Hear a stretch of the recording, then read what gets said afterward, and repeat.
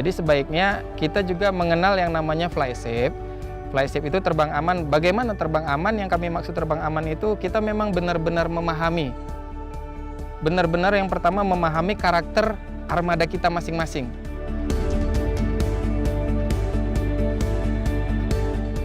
Setelah kita pahami, kemudian juga kita ikutin aturan-aturan yang ada.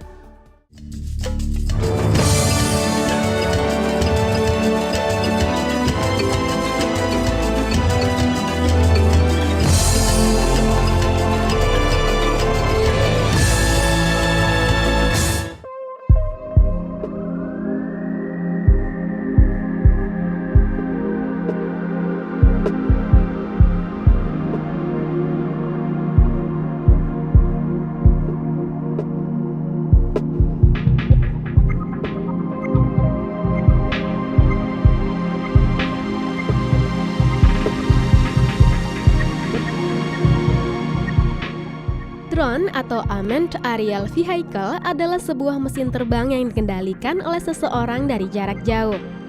Perkembangan teknologi canggih ini mengalami perjalanan panjang. Ide pembuatannya pertama kali muncul pada era Perang Dunia. Tepatnya 22 Agustus 1849 ketika Austria menyerang kota Venesia dengan balon udara tak berawak yang penuh dengan bahan peledak. Pada mulanya, drone dimanfaatkan untuk kepentingan militer. Namun kini, drone sudah dirancang pula untuk kepentingan sipil yang dilengkapi dengan kamera. Drone atau pesawat tanpa awak melengkapi perkembangan teknologi di masa kini. Beragam kecanggihannya seperti merekam satu peristiwa dari udara, sangat membantu dalam pemetaan wilayah dan juga industri media televisi. Namun kehadiran teknologi ini juga memunculkan satu aturan baru. Nah, dalam edisi potret kali ini, kami akan mengajak Anda untuk mengulas berbagai hal mengenai drone.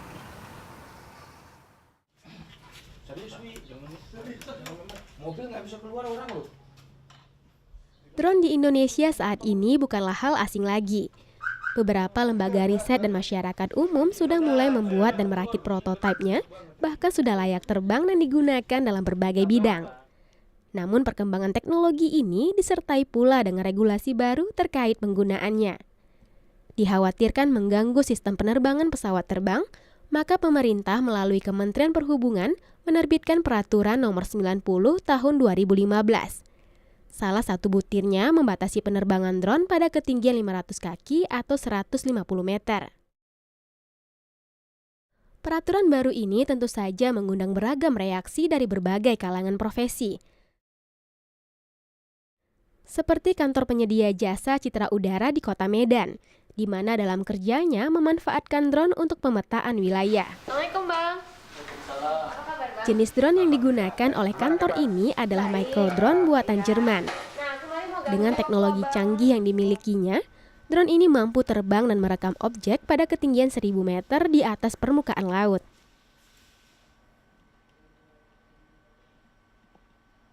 Kalau Abang sendiri nih melihat peraturan Kementerian Perhubungan Nomor 90 Tahun 2015 tentang aturan penggunaan drone, itu seperti apa, Bang? Kalau menurut Abang sendiri sih, Mas, ada kesan ini penerbitannya terburu-buru ya. Harusnya ada semacam penjajakan dulu dari Departemen Perhubungan, kira-kira pengguna drone ini lebih banyak mereka menggunakan drone ini sebagai apa gitu, atau sekedar hobi, karena kan macam-macam itu, ada yang juga hobi saja, ada yang memang dipakai untuk alat untuk mencari pendapatan, ada juga yang digunakan untuk pekerjaan seperti perusahaan-perusahaan swasta gitu. Sehingga dalam penyusunan kebijakannya itu tidak menimbulkan penolakan di kalangan komunitas drone itu sendiri gitu. Salah satu contoh umpamanya tentang perizinan lah. Kalau umpamanya komunitas drone setiap mau terbang harus izin dulu, agak rumit juga itu gitu. Dan pertanyaannya kemudian siapa yang mengontrol itu? Siapa yang tahu gitu? Kalau ada orang yang menerbangkan drone. Sementara ATC sendiri kan nggak bisa mendeteksi radar sendiri kan nggak bisa mendeteksi itu karena terbang drone kan sangat rendah. Nah, kira-kira peraturan ini bisa tidak ya Bang diterapkan saat ini di Indonesia, dan seharusnya seperti apa sih peraturan ini dijalankan gitu? Kalau untuk saat ini agak sulit juga ya, karena sebagian kawan-kawan kan menganggap bahwa peraturan ini sangat rumit gitu, khususnya kayak tadi kan tentang perizinan tadi. Kalau setiap terbang harus izin dulu, wah habislah waktu kita Bang untuk ngurus izin aja gitu. Sementara kan kita kadang-kadang dihubungi orang untuk melakukan pekerjaan kan paling tidak 5 hari gitu. Iya. Itu bagaimana juga prosesnya kan akan lama juga. Kedua, masalah ketinggian. Karena sebagian besar drone itu menggunakan baterai, kawan-kawan kan mencoba mencari pemecahan masalahnya kan. Kalau seumpamanya drone-nya terbang rendah, artinya kan foto yang akan didapatkan lebih kecil luasannya gitu. Makanya untuk menyiasatinya terbangnya agak ditinggikan sedikit. Nah, kalau seumpamanya cuma dibatasi cuma 150, butuh baterai berapa itu? Gitu. Biasanya kalau untuk jenis drone yang lazim digunakan di Indonesia itu apa aja ya? Kebanyakan yang sekarang agak umum digunakan yang multi rotor ya, yang menggunakan baling-baling. Kebanyakan itu gitu. Ada juga yang menggunakan fixed wing, tapi fixed wing itu sebetulnya lebih banyak digunakan untuk pekerjaan-pekerjaan yang luas, pekerjaannya cukup luas gitu. Area yang mau difotonya cukup luas. Ya, itu menggunakan fixed wing.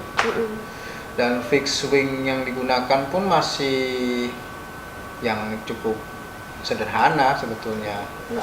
Bahan-bahannya yang digunakan kayak styrofoam segala macam gitu. Biasanya ketinggian drone itu bisa mencapai berapa kaki ya? Macam-macam, ada yang rata-rata sebetulnya bisa sampai 1 kilo, 1000 meter. Itu yang untuk multirotor.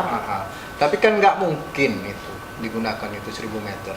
Mau moto apa kita? 1000 meter ya? Iya, mau moto apa kita 1000 meter? Dan hasil fotonya kan itu akan sangat mempengaruhi hasil foto gitu. Kalau semakin tinggi dia semakin hasilnya makin kecil. Jenis drone yang digunakan oleh kantor ini adalah micro drone buatan Jerman. Dengan teknologi canggih yang dimilikinya, drone ini mampu terbang dan merekam objek pada ketinggian 1000 meter di atas permukaan laut. Biasanya pihak Citra Udara melayani jasa pemetaan wilayah untuk foto atau video.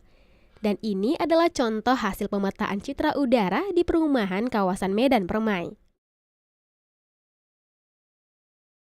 Nah, kalau untuk jenis drone yang pihak Abang gunakan apa? Kita pakai multirotor juga. Pakai multirotor. Cuma memang kita bukan yang rakitan, kita memang yang produksi pabrikan. Gitu.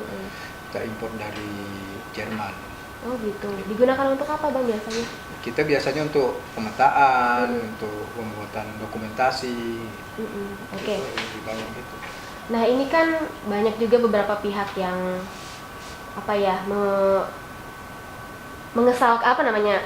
terkesan agak sedikit kecewa misalkan gitu kan mengenai penggunaan drone Indonesia. Misalkan pihak-pihak tertentu yang merasa sedikit dirugikan dengan adanya drone yang terbang bebas gitu kan Bang. Nah kalau Abang sendiri nih, apa sih harapannya kepada pilot drone agar menggunakan drone ini tidak merugikan pihak-pihak tertentu gitu? Ya minimal paham dulu lah gitu orang pilot drone itu. Ini kan sama saja menerbangkan pesawat juga gitu. Harus menghitung faktor keselamatannya, harus diperhitungkan, faktor udaranya juga, lingkungannya juga harus diperhatikan gitu.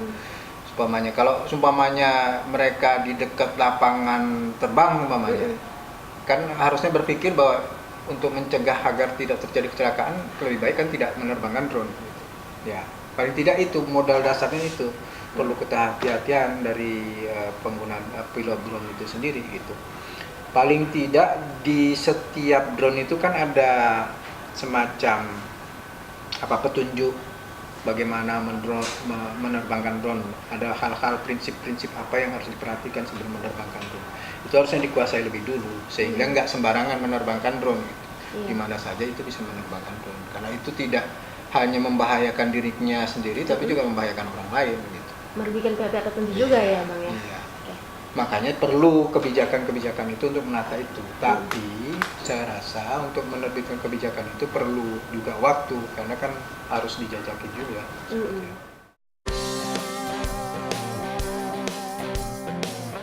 Kehadiran teknologi drone juga menarik perhatian masyarakat umum. Di luar militer dan profesional, drone juga menjadi hobi warga perkotaan. Jadi nanti waktu dia masuk, Bang Faisal, Multi Rotor Medan adalah komunitas yang beranggotakan personal Oh, dari iya. berbagai profesi, Halo semuanya. seperti Halo. dokter, jurnalis, movie maker, polisi, dan yang lainnya. Meskipun berbeda latar belakang profesi, namun mereka menyatu karena hobi menerbangkan drone. Sebuah hobi yang tidaklah murah, sebab satu unit drone saja bisa mencapai 15 juta rupiah.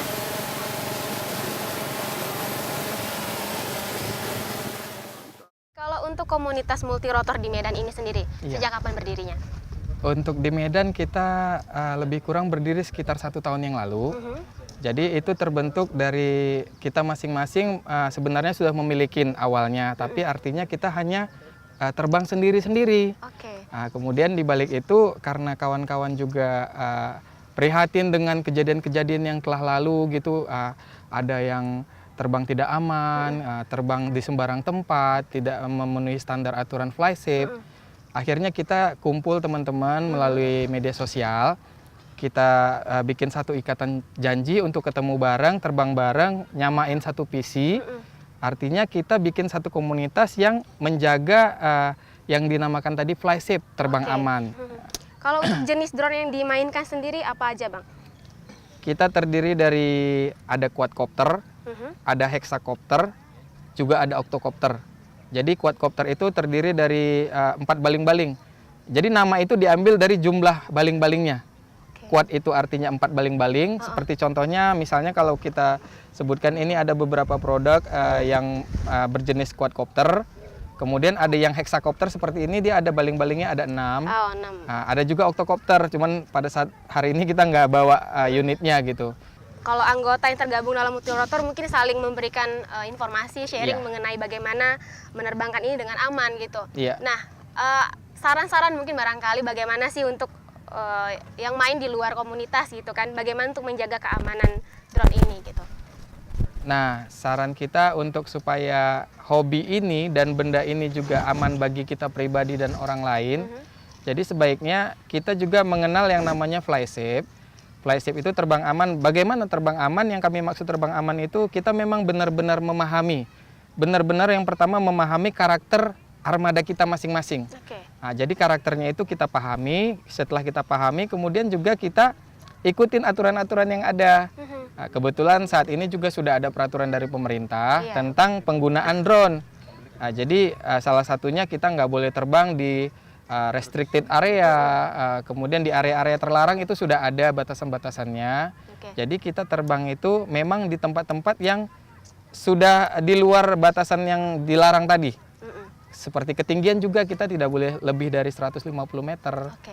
Nah, artinya itu yang harus kita pahami. Terkait peraturan Menteri Perhubungan tentang penerbangan drone, Multirotor Medan mengaku menyambut baik karena menyangkut dengan fly safe. Selain mengikuti aturan, pemilihan tempat juga menjadi pertimbangan penting. Drone tidak bisa diterbangkan sembarangan di keramaian, sebab kecelakaan jatuhnya drone dapat terjadi kapan saja dan menimpa siapa saja. Nah, seperti drone yang baru saja jatuh ini yang diakibatkan oleh kerusakan mesin di udara. Yang dinamakan electronic error. Kita nggak tahu kapan elektronik itu bisa error. Ya, ada drone yang jatuh kayaknya nih Bang ya? Ada Iya yang rusak. tadi nih punya teman ada sedikit kendala mungkin. Biasanya kenapa sih Bang bisa jatuh gitu? Sebenarnya sih kita juga banyak faktor penyebab dia jatuh. Yang pertama memang biasa itu kadang ada kelalaian dari pilot mungkin. Tapi di balik itu juga electronic error juga memungkinkan untuk jatuh. Gitu. Sehingga kita nggak bisa prediksi. Jadi artinya memang kita usahakan sedemikian mungkin pada saat kita sebelum terbang kita cek dulu kelengkapan pesawat, kemudian cek safety first-nya dulu. Jadi sehingga kita bisa timbulkan yang namanya fly safe tadi, terbang aman gitu. Nah, kalau multirotor sendiri melihat regulasi yang baru ditetapkan oleh pemerintah dari Kementerian Perhubungan itu seperti apa ya, Bang? Kalau kami pribadi dari komunitas multirotor Medan sebenarnya menyambut baik sih adanya peraturan ini. Artinya peraturan ini bisa membatasi orang-orang untuk terbang sembarangan. Jadi menghindari hal-hal yang tidak diinginkan. Tetapi mungkin kemarin kita juga ngebahas ada beberapa poin yang mungkin perlu direvisi dari peraturan menteri tersebut. Jadi supaya tidak menghambat pekerjaan bagi teman-teman yang berprofesi sebagai pengambil foto udara gitu. Oh gitu. Intinya mendukung ya, Bang ya? Mendukung sekali. Oke.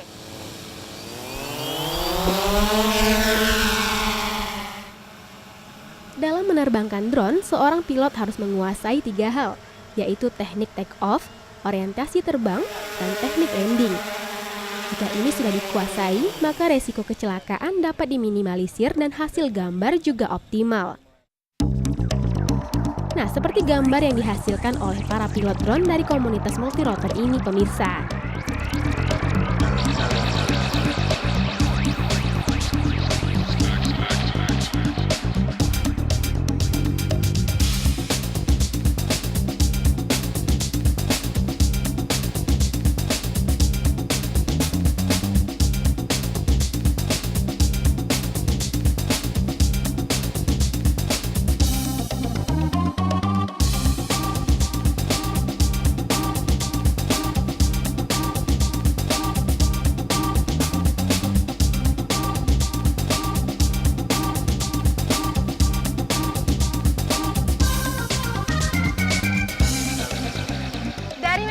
Potret dan Multirotor akan mengajak Anda untuk menjajal keindahan Danau Toba dari udara. Ikuti terus perjalanan tim Potret.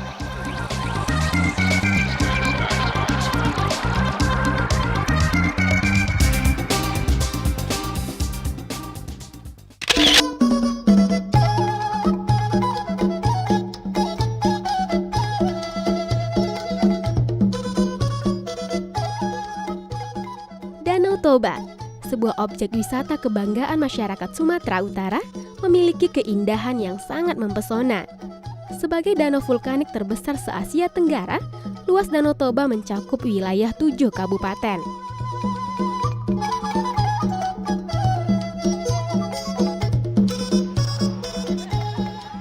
Pesonanya dapat dinikmati dari segala penjuru daerah. Maka tim Potret dan Multirotor Medan mengawali perjalanan dari Desa Tongging, Kabupaten Karo. Prosedur standar keamanan adalah hal utama yang harus dilakukan. Perangkat drone harus dipastikan dalam keadaan baik, di samping untuk memastikan drone layak terbang atau tidak, juga untuk menghindarkan kecelakaan yang dapat menimpa pengunjung. Sebab hari ini, objek wisata Tongging dipenuhi oleh pengunjung.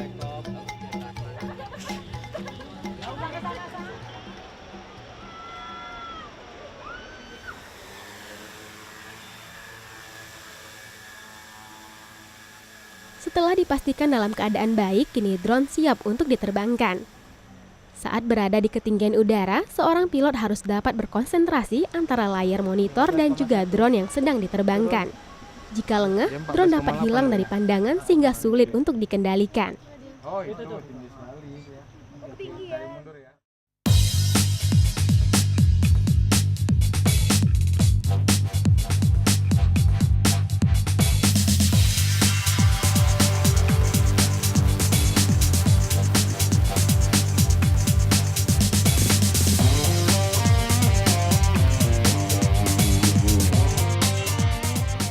Dari atas udara, drone merekam keindahan Danau Toba secara lengkap.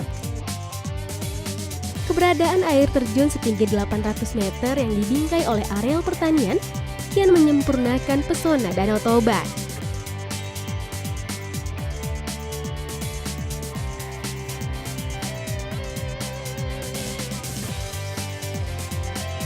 Pesona Danau Toba berikutnya dapat dinikmati dari Pulau Samosir, sebuah pulau vulkanik yang terangkat dari dasar danau oleh desakan magma di perut bumi. Salah satu spot terbaik memotret Danau Toba dari Samosir adalah Bukit Beta, salah satu dataran tertinggi di pulau ini. Betapa mempesonanya perpaduan antara pulau, barisan pegunungan, dan hamparan air danau. Sungguh menakjubkan.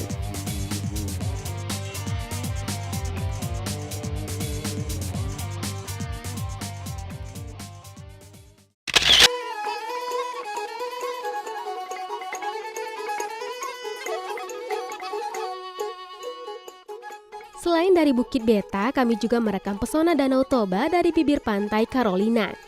Di sini pemandangan Danau Toba juga tak kalah indahnya dari tempat sebelumnya. Namun saat menerbangkan drone di sini, kondisi cuaca kurang baik.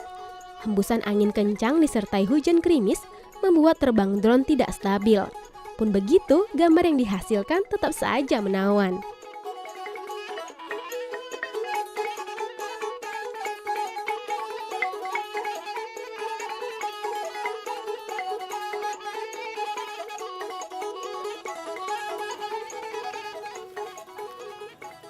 Berkunjung ke Pulau Samosir, jangan sampai melewatkan satu perkampungan tradisional, Huta Sialagan.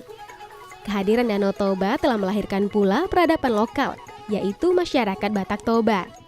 Huta Sialagan merupakan salah satu warisan leluhur suku Batak yang melegenda. Kisahnya melahirkan kearifan lokal berupa tatanan hukum dan sosial Batak Toba yang masih terjaga hingga kini.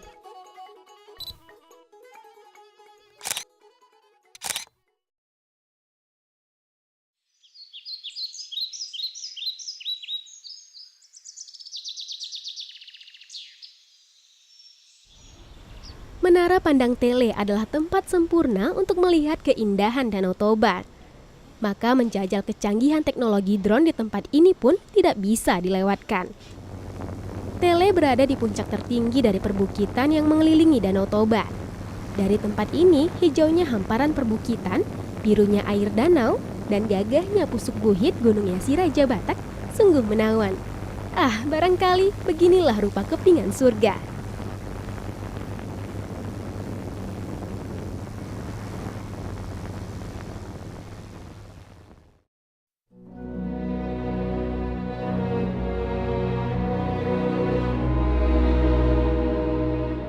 Akibat letusan dahsyat super vulkano Toba yang terjadi sekitar 75.000 tahun yang lalu memberikan Indonesia satu keajaiban dunia, yaitu danau terbesar se-Asia Tenggara. Danau Toba, pesona Indonesia.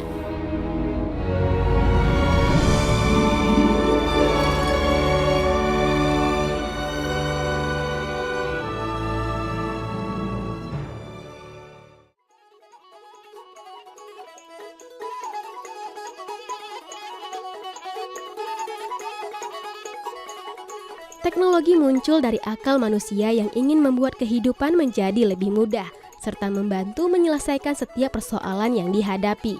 Begitu juga dengan kehadiran pesawat tanpa awak atau drone. Semoga pemanfaatannya benar-benar digunakan untuk keperluan yang baik, tanpa menyinggung dan merugikan kepentingan pihak lain.